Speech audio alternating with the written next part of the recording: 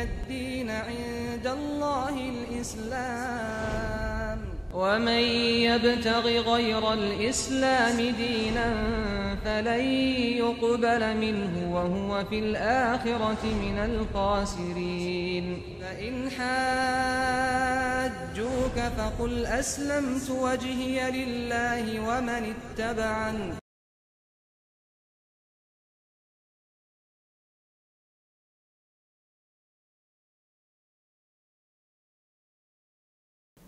안녕하세요 여러분, 카람 김은수입니다. 자, 이번 시간에는 하나님의 사도 무함마드, 이슬람의 마지막 사도인 무함마드에 관해서 알아보는 시간을 가지겠습니다. 자, 무함마드의 이름은 무함마드 빈 압둘라 빈 압둘 무탈립입니다. 이게 알아보죠. 좀 이렇게 듣기 좀 거북할 수가 있습니다. 풀어서 설명을 드리자면은 무함마드 이븐 압둘라, 즉 압둘라의 아들, 무함마드는 압둘라의 아들, 즉 무함마드의 아버지는 이름이 압둘라라는 뜻이죠. 그리고 무함마드 빈 압둘라 빈 압둘 무탈립, 즉 압둘 무탈립의 손자가 무함마드라는 뜻이고요. 즉 무함마드의 아버지는 압둘라이시고 그리고 그분의 압둘라의 아버지이시자 무함마드의 할아버지는 압둘 무탈립이라는 뜻입니다. 자, 그리고 그의 혈통은 그 아드난 부족까지 거슬러 올라가는데요. 아드난은 이스마엘의 아들이죠. 그래서 무함마드는 이스마엘, 즉 아브라함의 아들인 이스마엘까지 혈통이 올라가는 그런 보이고 있고요. 그래서 무함마드는 이스마엘의 후손이 되는 것입니다. 자, 그분의 외모에 대해서 잠시만 설명을 드리면요. 머리카락은 반 곱슬머리였습니다. 직모도 아니고 그렇다고 해서 완전한 곱슬도 아니고요. 반 곱슬이었고 입술이 그리고 입이 아주 컸다고 해야 되나요? 이렇게 옆으로 좀 벌어져 있는 그런 모습이었고요. 환하게 웃으시면은 이제 치아가 드러날 정도로 흰색 치아가 드러날 정도로 이렇게 환하게 웃곤 하셨습니다. 어깨는 넓은 편에 속했고요. 그리고 팔, 다리에 뼈마디가 굵었습니다.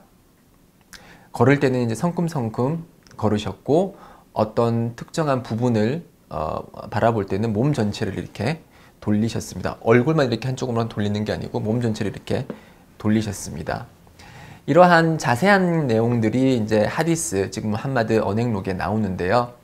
그만큼 무함마드와 함께 있었던 그런 교우들이 무함마드에 관해서 얼마나 세심하게 관찰을 하고 그분의 말씀과 행동을 관찰했는지 알 수 있는 계기가 되는 것이죠. 자, 무함마드가 계시를 받기 이전에는 어떤 생활을 하셨을까요? 선지자 무함마드는 이제 571년 그 당시 아라비아 반도의 종교적 중심지였던 메카에서 태어났습니다. 571년 메카에서 태어났고요. 그리고 그 혈통은 모든 아랍인이 그 고귀함을 인정을 하는 그런 꾸레이시 부족 출신입니다. 그리고 어렸을 적에는 아니면 좀 청년기에서는 이제 상인으로서 이제 여러 곳을 여행을 하셨고요. 그리고 양치기로서의 그런 직업도 가진 적이 있습니다. 살아생전 그리고 계시 이전에 선지자 무함마드는 신뢰할 수 있고 정직한 사람이었습니다. 그래서 그는 누구도 배반하거나 거짓말을 하거나 속임수를 쓴 적이 없습니다. 그분의 칭호는 그렇기 때문에 사람들 사이에서 알-아민, 즉 신뢰할 수 있는 자라고 알려져 있었습니다. 계시 이전에요. 계시 이전에 알-아민, 신뢰할 수 있는 자라고 알려져 있었습니다. 사람들이 여행을 갈 때면 무함마드에게 귀중품을 맡기곤 했습니다. 왜냐하면 귀중품을 맡기면 어떤 사람들은 그 귀중품이 이렇게 남의 건데 이거 내 거라 그러면서 돌려주지 않은 경우가 있었는데요. 무함마드는 신뢰할 수 있는 자였기 때문에 많은 사람들이 그에게 귀중품을 맡기곤 했습니다. 또한 그분은 결코 거짓말을 하지 않았습니다. 그래서 사람들은 그를 as-sadiq, 즉 진실한 자라고 그렇게 칭호를 붙이기도 했습니다.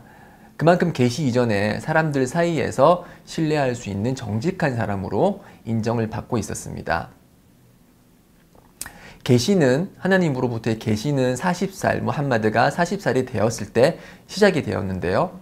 그때 히라 동굴에서 히라라고 하죠. 아랍어로는 히라 동굴에서 명상에 잠겨 있었을 때 가브리엘 천사가 사람의 모습을 하고 무함마드에게 다가와서 읽어라, 아랍어로 이제 이거라 라고 그렇게 얘기를 합니다. 무함마드는 잘 아시다시피 문맹이었습니다. 글을 읽을 줄도 모르고 쓸 줄도 모르는 분이었기 때문에 무함마드께서는 나는 읽을 줄 모른다 라고 찬성의 얘기를 했고, 그렇게 해서 이제 첫 번째 계시가 시작이 됩니다. 하나님으로부터 첫 번째 계시가 시작이 되고요. 그 이후에 23년 동안 단계적으로 하나님으로부터 계시를 받게 됩니다. 그 계시를 기록한 책이 꾸란이고요. 그분께서는 이제 꾸란을 통해서, 그래서 하나님께서 내리신 이런 꾸란을 기초로 하나님의 사도 무함마드께서는 사도로서의 역할을 충분히 충실히 행하셨습니다. 그분이 사도로서 행할 수 있는 역할은 단 하나였습니다. 가장 중요하면서 가장 핵심적인 역할이라는 것은 사람들에게 하나님 한 분만을 경배하라 라는 그런 메시지를 전달하는 것이 사도로서의 핵심적인 역할이었죠. 자, 우리가 여기서 좀 주목하고 싶은 거는 많은 사람들이 알지 못하는 부분이라서 좀 더 주목을 하고 싶은 부분은 그분의 성품에 관해서입니다. 그분의 성품은 꾸란 그 자체라고 하는데요. 꾸란에서 이제 권장하고 명령되는 그런 성품적인 부분을 몸소 실현했다는 것인데요.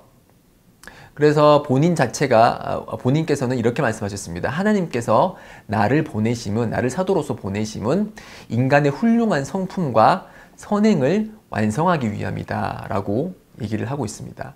이러한 맥락에서 봤을 때 무함마드는 아주 가정적이었습니다.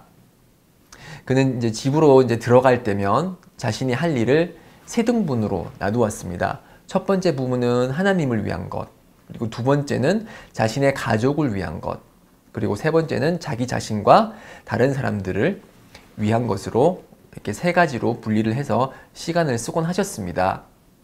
그러면서 그분께서 말씀하시기를 그대들 중에 가장 훌륭한 자는 아내에게 훌륭한 자다 라고 말씀하시면서 아내에게 친절하고 훌륭하게 대할 것을 명령을 하셨습니다. 그리고 그분께서는 집에 있을 때는 여느 남편들과 여느 뭇 남편들과 다를 바 없이 검소하고 소박한 모습을 보이셨는데요. 손수 옷을 꿰매기도 하시고 손수 양의 젖을 짜기도 하셨습니다. 그리고 그분은 아주 로맨틱한 분이시기도 하셨습니다. 그분께서 말씀하시기를 아내의 입에 넣어주는 음식, 그 음식을 짚고 있는 손에는 하나님의 자비가 있다라고 말씀하셨는데요. 그래서 같이 음식을 먹을 때 남편이 이렇게 반찬을 집어서 아내의 손에 넣어주는 것을 권장하셨죠. 이만큼 이제 손수 먹을 것을 챙겨주는 남편의 그런 세심함을 권장을 하셨고요. 또한 그분께서는 아내와 같이 술래잡기도 하셨고요. 그리고 키가 작은 아내가, 이렇게 작은 키의 아내가 낙타를 올라타야 될 때, 낙타가 이제 좀 크거든요. 그래서 올라타기 힘들었을 때 무함마드께서는 무릎을 꿇어서 계단을 만들어 줬습니다. 그래서 아내는 그 무릎을 계단 삼아서 낙타에 올라탔다는 그런 전승이 있죠. 참 로맨틱하지 않나요? 네. 그리고 그분께서는 아주 따뜻하고 포근한 마음을 가지신 분이셨는데요. 그래서 예배를 드릴 때 이제 조그만 딸나이를 이제 업고서 예배를 드리셨습니다. 저희가 예배를 드릴 때는 이렇게 서서 오른손을 왼손 위에 이렇게 올리고서 예배를 드리는데요. 그 꼬마 애기가 이제 자기에게서 떨어지지 않으려고 하니까 예배 시간이 돼서도 이렇게 한 손으로 그 애를 들고 예배를 드리시고, 이제 그 절을 해야 될 그런 자세에 있을 때는 애기를 양 옆에 잠시 놓아두고 다시 일어섰을 때는 다시 그 아기를 가지고 다시 이제 예배를 드리셨습니다. 그만큼 이제 어린아이와 그리고 연약한 자에 대한 배려가 있었다는 뜻이죠. 그리고 그분께서는 용서하시는 분이셨습니다. 무슬림들이 어느 날 하나님의 사도 무함마드에게 와서 아우스라는 부족이 이슬람을 받아들이지 않는다면서 그들을 벌해달라고 하나님께 기도해달라고 요청을 했거든요. 그래서 무함마드께서는 벌해달라고 기도를 하지 않았습니다. 어떻게 기도를 하냐면, 오 하나님, 아우스 부족을 인도해 주시고 그들이 이슬람으로 입교할 수 있도록 해주십시오 라고 기도를 했죠. 파멸을 기도한 것이 아니고 그들이 이슬람으로 인도될 수 있도록 그들이 잘 되기를 빌어주신 것이죠. 그리고 그분께서는 또한 참을성과 관용을 자주 보여주셨던 분이신데요. 어느 날 선지자께서 이제 좀 거친 외투를 입고 있었을 때입니다. 그때 어떤 이제 물품을 이제 그 사다카, 즉 희사금으로 사람들에게 나눠주고 있었는데요. 갑자기 사막 유목민 베두인이 와가지고 다짜고짜 선지자의 멱살을 이렇게 잡았습니다. 잡으면서 워낙 거칠게 상의를 잡았기 때문에 이 상의의 깃이 선지자의 목에 자국을 남길 정도였다고 하는데요. 그러면서 말하기를, 야 무함마드, 네가 갖고 있는 하나님의 재산을 나한테도 줘! 라고 하면서 전혀 예의를 차리지 않으면서 그렇게 거칠게 무함마드에게 그런 요청을 했습니다. 자, 일반 사람일지라도 그렇게 거칠게 누군가가 자신에게 공격적인 자세를 보이면은 당연히 기분이 나빠서 인상을 찡그리거나 아니면 그 사람을 힘으로 밀치거나 그렇게 할 텐데, 선지자 무함마드께서는 이제 그에게 고개를 이렇게 딱 돌리면서 웃음을 지으시면서 미소를 지으면서 사람들에게 그에게 얼마간의 재산을 줄 것을 명령하였습니다. 참 참을성 있고 관용적인 모습이라고 할 수가 있죠. 또한 그분께서는 겸손함으로 아주 겸손함으로 이제 유명하신 분이시기도 한데요. 어느 날 이슬람을 알기 위해서 한 비무슬림이 낙타를 타고 성원으로 들어왔습니다. 모스크로 들어왔는데요.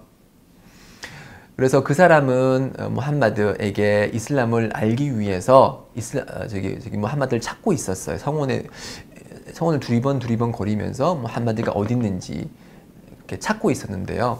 왜 그렇게 두리번 거렸을까요? 왜냐하면 무함마드의 복장과 그런 그 모습이 여느 일반 사람들과 다를 바가 없었다는 것이죠.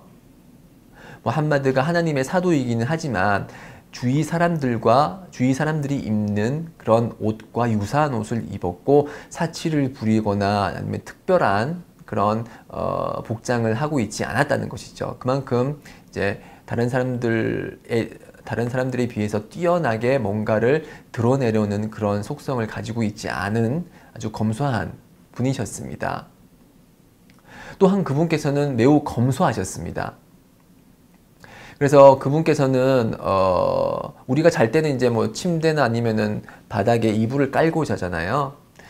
그렇지만 그분께서는 살아생전에 그 거친 깔개를 밑에 깔고 주무셨는데요. 그 깔개가 야자수 나무의 줄기 있죠, 줄기로 이루어진, 어찌 보면 되게 딱딱한 줄기인데요. 그 줄기로 만들어진 깔개 위에다가 등을 받치고 그렇게 주무셨습니다.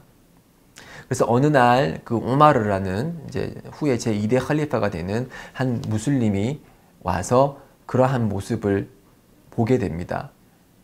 무함마드의 집에 가게 되니까 그 집에는 이제 보리 한 대보다도 조그만 양식과 벽에 걸려 있는 그 가죽 물통, 그 가죽 물통에는 이제 물이 있겠죠. 그것밖에 없었습니다. 그러니까 깔개도 그렇게 불편한 깔개에다가 먹을 것도 보리도 한 대도 안 되는 그런 보리와 그리고 물밖에 없는 그런 모습을 보고서 오마르는 눈물을 흘리게 됩니다. 울음을 터뜨리는 겁니다. 그래서 선지자께서는 그것을 보시고 오마르 왜 눈물을 흘려? 라고 그렇게 질문하셨고 오마르가 답하길 지금 로마에 있는 왕과 페르시아의 왕은 그렇게 현세를 즐기면서 기쁨을 만끽하고 있는데 하나님의 사도인 당신께서는 소유한 게 이것밖에 없고 이렇게 불편하게 누워서 주무시는데 제가 어찌 눈물을 흘리지 않겠습니까? 실제로 그렇게 딱딱한 곳에서 잠을 주무셨기 때문에 무함마드의 그런 등에는 자국이 생겼었어요. 이렇게 줄기, 나무 줄기에 자국이 생길 정도로 그렇게 불편하게 주무셨는데요. 이에 이제 선지자께서 대답을 하시길 오마르, 그렇게 그 페르시아의 왕과 로마의 왕은 현세에서 향락을 즐길 뿐이다. 그렇지만 우리는 내세에서 그들이 느끼지 못하는 그런 즐거움을 느낄 것이다. 우리에게 주어질 그 내세의 기쁨, 그것만으로도 충분하지 않겠냐? 라고 대답을 하셨다고 합니다. 그만큼 그분은 검소하셨고요. 그분이 사시는 방도 아주 비좁았습니다. 어찌 보면 그분께서는 그 당시 아랍 반도를 전체 반도를 통치하는 하나의 왕으로서 있었던 분이시지만은 아주 비좁은 방에서 사셨어요.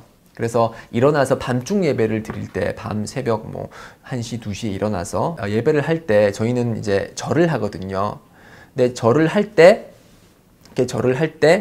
이제 자고 있던 아내의 발을 건드릴 수밖에 없을 정도로 그만큼 방이 너무 좁았다는 거죠.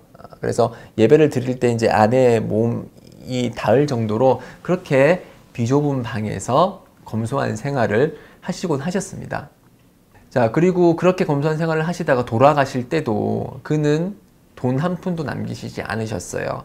그가 이제 유산으로 남긴 것이라고는 이제 흰색 당나귀 한 마리 하고 이제 그의 그 방패 그리고 땅 한 조각 이렇게 밖에 없었습니다.